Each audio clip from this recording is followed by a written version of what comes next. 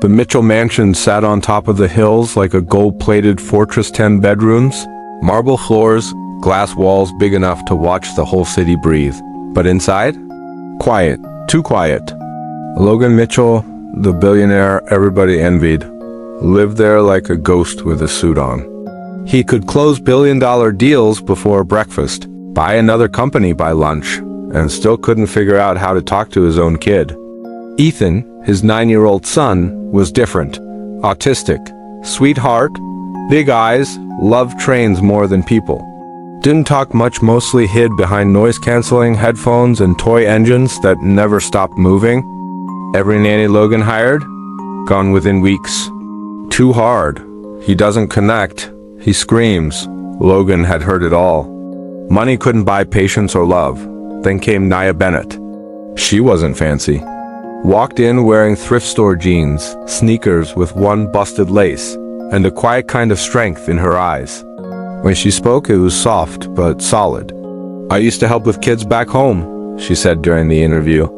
Not rich kids, just kids who needed someone to listen. Logan didn't believe in miracles, but he was desperate. "You last a month, you'll be a miracle," he muttered. First day, Ethan wouldn't even look at her, hid behind the couch, rocking back and forth. Nia didn't push.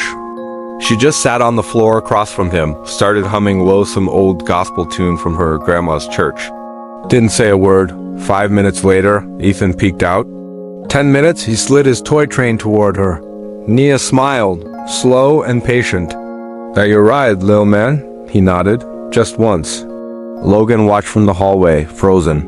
He'd never seen his son answer anyone that fast. Days turned into weeks. Logan noticed small things, how Nia matched her breathing to Ethan's when he got anxious. How she never talked over him, never made him be normal. She let him be. She brought color back into that cold mansion. Laughed in the kitchen with the cooks.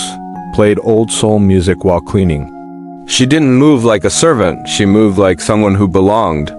But Logan didn't know what to do with that feeling stirring inside him. Guilt, maybe? Envy? He'd spent years trying to control everything, and this woman just understood his son in a way he never could. One night, he came home late from another meeting. Whole house dark except the soft glow of the living room lamp. And there they were, Ethan curled up on the couch, head resting on Nia's lap, finally asleep. She was humming again, same old tune. Something hit him in the chest hard. The sound wasn't fancy, wasn't polished. It was real. He stood there longer than he meant to. The billionaire who'd bought everything money could touch, standing still because something human finally touched him. When she noticed him, she whispered, "He had a meltdown." "Just needed someone to sit with him." Logan's voice came out rough. "He never lets anyone that close," she smiled gently. "Sometimes kids like Ethan don't need words. They just need to know you ain't leaving when things get loud." That line stuck with him long after she went upstairs. The next morning, he skipped a meeting for the first time in years. Sat at the breakfast table, watching Ethan and Nia eat pancakes together, his kid laughing quietly for once.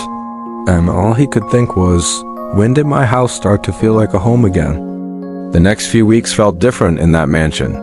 For the first time in years, the place didn't echo like a museum. There were soft laughs, little footsteps, and the sound of a woman's voice singing old soul songs in the kitchen. Nia had this quiet magic about her, nothing flashy, nothing fake, just presence. The kind that made even silence feel safe. Ethan started changing, slowly but surely.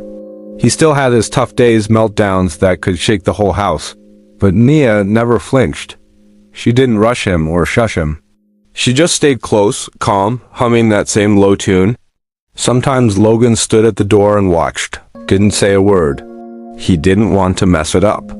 One afternoon, he came home early and found Nia in the backyard, sitting in the grass with Ethan. The boy had paint all over his hands, colors smeared across his face like a tiny artist lost in his own world. "What's all this?" Logan asked, half amused, half shocked. Nia grinned, wiping her hands on a towel. "Therapy, boss. Color therapy." "He likes how it feels." Logan chuckled. "Therapy, huh? You sure it's not just mess making?" She gave him a side eye. "Sometimes mess is the only way to heal, Mr. Mitchell." That line hit deeper than it should have. Later that night, when Ethan was asleep, Logan found himself sitting in his office, staring at old photos. His late wife, gone too soon. A smiling woman holding a toddler who couldn't look at the camera. He hadn't realized how much distance he'd built between himself and that memory, between himself and everyone. He'd been chasing control for so long he forgot how to feel. The next morning, he caught Nia in the kitchen making breakfast. The radio was on, playing old school R&B. She was singing along under her breath. "Didn't know this job came with concerts," he said from behind her.